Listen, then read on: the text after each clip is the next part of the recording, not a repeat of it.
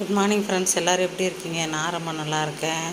இன்றைக்கி என்னோடய பயணம் சீர்காழி பஸ் ஸ்டாண்ட்லேருந்து துவங்குது. ரோஸ் கலர் சட்டை விட்டு உட்காந்துருக்காரு பாருங்க, சேரில் உட்கார போகிறாரு பாருங்க. அவர் இவங்க சீர்காழி பஸ் ஸ்டாண்டோட செக்கரு. பயணிகள் என்ன டவுட்டு கேட்டாலும் அருமையாக பதில் சொல்லுவார்.